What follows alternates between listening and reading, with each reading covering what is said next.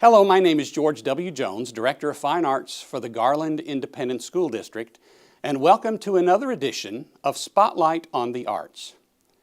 One of my favorite segments of doing this show is a segment we call Teacher Spotlight.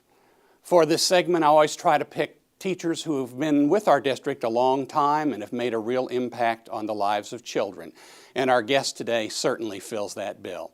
I'm with Pam Taylor, the music specialist at Bradfield Elementary. Welcome to Spotlight on the Arts. Thank you. Let's start with a little biographical information. Where did you grow up? Where did you go to school? Where did you go to college? I grew up in Little Rock, Arkansas, and I began to take piano lessons when I was in the second grade. And believe it or not, I was one of those crazy people who absolutely loved practicing. Every afternoon I would come home and practice my piano. I began to just fall in love with music itself. I was in children's choirs since the age of 5 in my church. I started band in the 5th grade. I played the clarinet all the way through high school. I chose to go to Hendrix College in Conway, Arkansas, a small liberal arts college. They didn't have a band, so I had to become a choir member there at Hendrix. When I graduated, my very first job was a church job. And so tell us about your teaching career, your public school teaching career. After I left my church job, I came to Texas, got smart and came to Texas, went to what was then East Texas at Commerce, got my master's degree in music education, and began to know that I wanted to become a school teacher.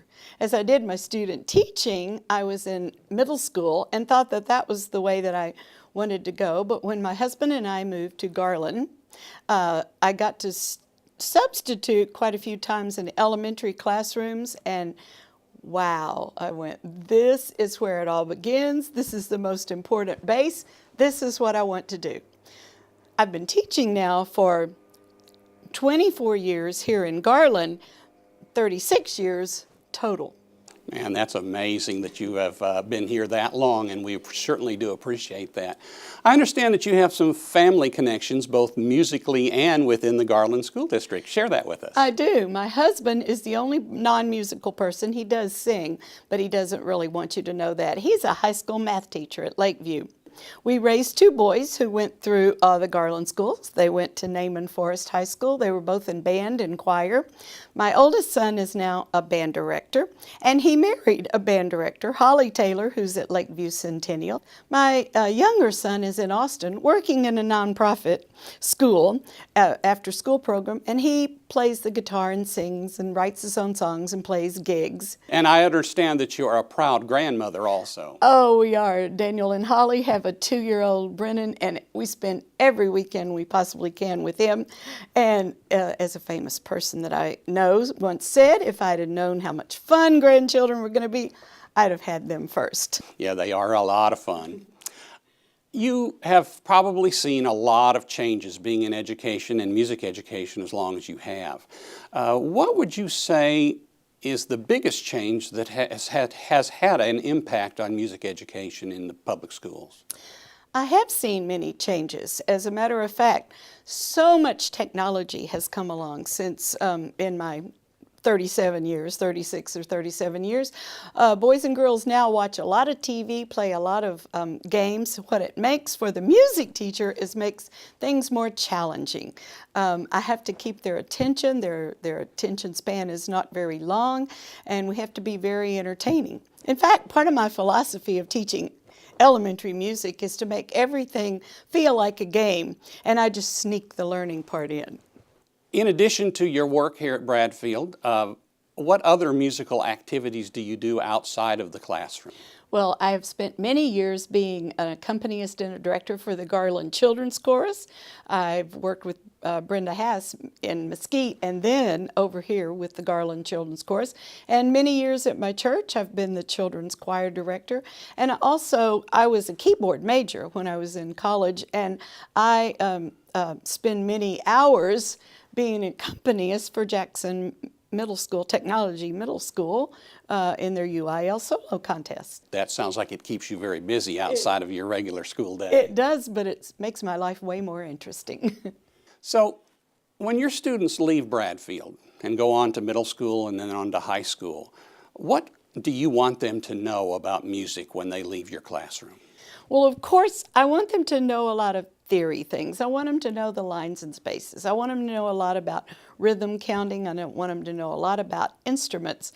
But the main thing that I want them to know is that music is a fun place to be. The music classroom, I hope, is always a fun, safe environment where they can learn a lot of things. They just don't know they're learning a lot of things. I let a lot of the real technical learning take place in the middle school and high school. But I want them to know that music is so much fun that they can't wait to sign up for something in the 6th grade. So do you follow your students as they go through middle school and high school and on? Do you have students who've been successful at the high school level and have gone on to be music teachers? I have known about several successes. I've known some who have just become regular teachers, and they always come back and tell me. I have a girl right now in New Mexico who's in her senior year. She's going to become a middle school choir director, and I had one successful young man go to A&M. He was in the A&M band, and he was also in ROTC, and he went on to make a career of the Army and played in the band. That was very fun to know about. I do agree that it's so much fun to hear the success stories of our former students. I know that I follow mine through many different ways. So a very philosophical question. In this day of high-stakes testing, why music education in our public schools? Because music makes you smarter. Research has shown that over and over again. Our brains have little dendrites that are trying to connect, and every single activity that I ever do in the music classroom helps those dendrites connect even more. The sequencing of, even if we're just doing a folk song like Old MacDonald, the sequencing is something that will make their brains smarter. The PE teacher and I combined to do a square dance unit.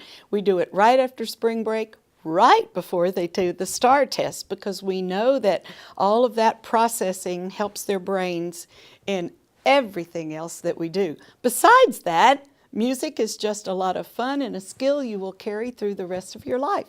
Well, Pam, it's been a pleasure visiting with you today. You represent the hundreds and hundreds of teachers in our school district who really do make a difference in children's lives. And as a music teacher, you are part of the reason that for the 5th time, the Garland Independent School District has been named one of the best communities for music education in America. We're very, very proud of that, and we're very, very proud of people like you who really do make a difference in the lives of our students. Thanks for being here today. Thank you.